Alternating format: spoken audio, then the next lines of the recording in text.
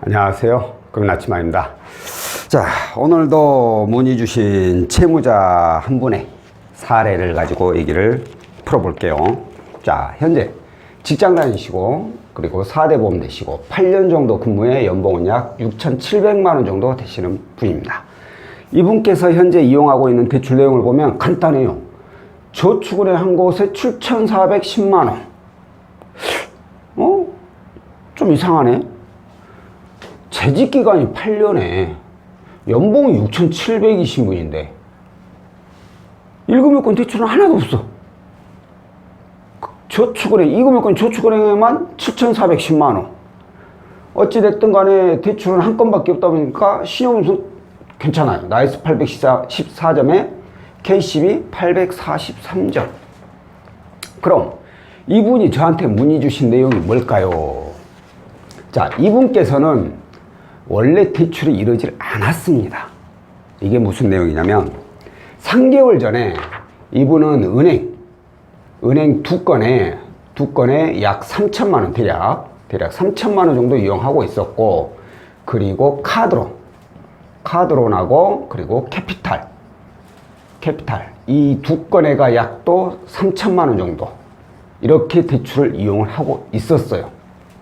근데 이분이 이 카드론하고 캐피탈 얘네들을 통합하면서 여기에 추가 자금이 약 1,000만 원 정도가 필요했는데 필요해서 상담사하고 통화를 했는데, 그 당시에 이걸로 조회를 하니까 대출이 얼마가 나왔냐면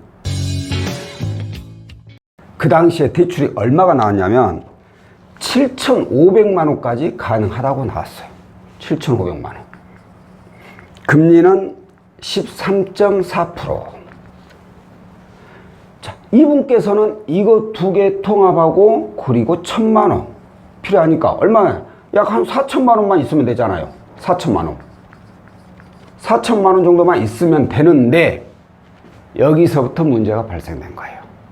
이걸 상담했던 해당 상담사가 어떻게 얘기를 했냐면, 고객님, 일단 이거 두 개 통합하고 추가 자금 나오는 거 이건 뭐 충분하고, 저희들 생각에는 은행 두 건 있죠. 이게 3천만 원, 연봉이 6,700인데 은행 두 건에 3천만 원밖에 없으니까 차라리 이거 3천만 원도 다 상환을 해버리세요. 일단 은행보다 이자가 높은 건 사실이지만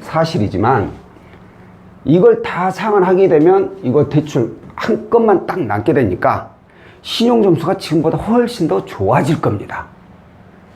신용점수가 좋아지면 저희가 3개월 뒤에 저금리 대안대출을 이용해서 이 금액을 전부 다 은행의 저금리로 대안을 해주겠습니다. 이렇게 얘기를 한 거예요. 이분께서 이제 고민을 좀 해보셨죠. 그래, 은행 두 건에 3천만 원이 이거보다 현재 이자는 낮기는 하지만 어차피 지금 이거 이용하고 또 이거 이용하느니 3개월 뒤에 이걸 은행 하나로 해서 저금리로 대안을 해주면 당장 조금 더 이자 3개월만 조금만 더 내면 앞으로 나는 3개월 뒤에 쭉 몇 년간은 훨씬 더 적은 이자로 내니까 충분히 이자를 줄일 수 있겠구나 라고 생각을 하고, 이 상담사 말한 대로 이대로 7,500만 원을 전부 다 이용을 해버렸어요. 그래가지고 이것들을 다 상환한 거죠. 그리고 나서 이 3개월이 지나고 이 상담사한테 3개월 지났으니까 당신 말대로 나 저금리로 대안해 주세요. 그러니까 이 상담사가 무슨 상품을 소개를 해줬냐? 바로 통대안을 연결을 해준 거예요. 통대안. 이분이 저한테 문의를 주신 내용이 바로 이거예요. 내가 이전에 상담했던 상담사가 있는데 그 사람이 이걸 다 갚으면 3개월 뒤에 저금리로 대안을 해주겠다라고 하면서 통대안을 안내를 해줬는데 이게 과연 맞는 얘기입니까? 라는 거예요. 자, 현 상황만 볼게요. 현 상황은 저축은행 7,410만 원 남아있고 이게 금리가 13.4%예요. 13.4%. 그러면 현 상황만 봤을 때 연봉 6,700인데 저금리 대출이 하나도 없잖아. 중금리만 있잖아. 그러면 제가 봤을 때 통대안을 진행하는 게 맞아요. 맞아. 그런데 이 현 상황만 봤을 때라고 했죠. 현 상황만 봤을 때는 맞는데 문제는 이전 내용을 보면 이 상담사 이놈은 나쁜 놈이라는 거죠. 왜 나쁜 놈이냐? 이 통대안의 가장 큰 단점이 뭐예요? 바로 수수료잖아요. 수수료가 들어. 13%를 요구했대요. 13%를. 이 금액 13%는 대략 700에다가 37에 21. 거의 1,000만 원이 다 되는 돈이에요. 수수료가. 이 돈을 또 들어가면서까지 하라고? 그러면 그때 당시에 은행이 이거 대안을 안 했지.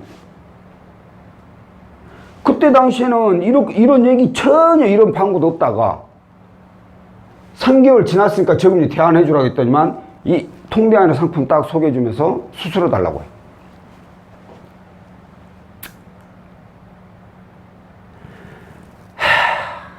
이게 말이 되나 이거죠. 바로 이런 상담사들 때문에 저희 같은 상담사들 같이 욕을 먹는 거예요. 무슨 고금리 대출 받아가지고 왜 저금리를 대안하냐고. 어? 이것만 통합해가지고 나중에 4천만 원만 받고 이걸 나중에 저금리로 혹시 대안이 가능한지는 봐드릴게요. 이렇게 나갈 수는 있어. 만약에 그래 맞아. 차라리 카드론 캐피탈에다 추가 자금해가지고 4천만 원만 내가 받았어. 이거 받으니까 이 상담사 3개월 뒤에 그러면 이거 혹시 저금리로 가능한지 봐드릴게요. 해가지고 이 금액만 만약에 통대안으로 연결을 해줬다. 그러면 저는 이건 그래 나쁘진 않아요. 나쁘지 않다고 봐. 뭐 수수료가 좀 들어가더라도. 왜? 지금에 있는 이 금리보다 1금융권의 저금리로 대안을 해주겠다면 그러면 수수료 이 400에 432, 한 520대죠? 이 금액보다 훨씬 더 많은 이자를 줄일 수 있기 때문에 이때는 나쁘진 않다고 해요. 그런데 왜 쓸데없이 이자가 훨씬 더 낮은 은행 것까지 대안을 치라고 해서 나중에 이것까지 수수료가 다 포함이 돼서 어마어마한 비용이 들어가게 만드냐 이거죠. 이렇게 하는 이유가 뭔지 알아요? 일단은 7,500이 나왔잖아. 이 7,500에 대한 실적을 자기는 올리고 싶은 거야. 4천만 올려도 되는데 욕심을 더 낸 거지. 7,500. 그리고 나서 뭐예요? 저금리로 대안해 줄게요. 이렇게 통대안 소개해 주면서 또 수수료, 소개 수수료 또 받아먹은 거죠. 이게 무슨 도둑놈이죠, 이런 놈들. 이런 놈들이 문제라는 거예요, 이런 놈들. 아직도 이런 놈들이 있어요. 저 같은 상담사로서 정말 창피하고 욕밖에 안 나와요. 애초에 이 고객이 대출 이런 거 없이 대출 잘못 받아서 그래서 저축은행 한 건만 남아있다. 그래서 통대안을 그러면 저는 맞다고 봐요. 근데 그게 아니라 이전 3개월 전에 이미 속였잖아. 그때 차라리 애초에 고객님 이거 대안하면 나중에 통대안으로 해서 저금리 대안되는데 그렇게 되면 수수료가 약 13% 정도 붙습니다. 애초에 이 얘기를 다 했다면 이분이 과연 은행 거 이것까지 상환했겠냐 이거야. 말도 안 되는 거죠. 그런데 제가 이와 관련된 내용을 영상을 또 올린 적이 몇 번 있어요. 이런 거에 속지 말라고. 상담사 말 고지것대로 믿지 말라고. 이런 사람들 있다고. 고금리 대출을 받아가지고 저금리를 상환해라. 그럼 나중에 저금리로 대안해주겠다. 이건 말도 안 되는 소리라고. 이런 거 믿지 말라고. 근데 이제 그분은 제 영상을 못 보셨겠죠. 이런 내용을. 그래서 이 상담사 말에 속아 넘어간 거죠. 자, 그러면 이분이 지금 하실 수 있는 것은 뭐가 있느냐? 사실 없어요. 지금 이분 지금 현 상황 보면 아까 제가 말씀드렸듯이 통대안을 해도 나쁘지 않는 분이에요. 내용이. 다만 이제 수수료는 13%라고 그쪽에서는 제시를 했는데 이보다 더 낮게 진행을 할 수도 있는 업체들이 있기 때문에 짜증이 나긴 하지만 벌어진 일은 어쩔 수 없고 어떻게 해서든 조금이라도 좋은 방향으로 생각을 한다면 고민은 할 필요는 있죠. 자, 오늘의 주요 내용이에요. 오늘의 주요 내용은 내가 고금리 대출을 받아가지고 저금리 대출을 상환하는 경우는 없습니다. 특히나 1금융권 나중에 3개월 뒤에 제가 이거 몰아서 저금리로 대안해 줄게요. 이런 일 없어요. 이런 거 절대 믿지 마세요. 이렇게 만약 상담하는 상담사가 있다면 그 사람은 상담사가 아니라 영업사원, 오로지 실적만을 위한 사람이라고 생각을 하시고 나를 언제든지 둘려먹는 사람이다. 그렇게 생각을 하시는 게 맞습니다. 자, 오늘 영상은 여기까지고요. 다음번에 또 다른 내용으로 찾아뵙도록 하겠습니다. 고맙습니다.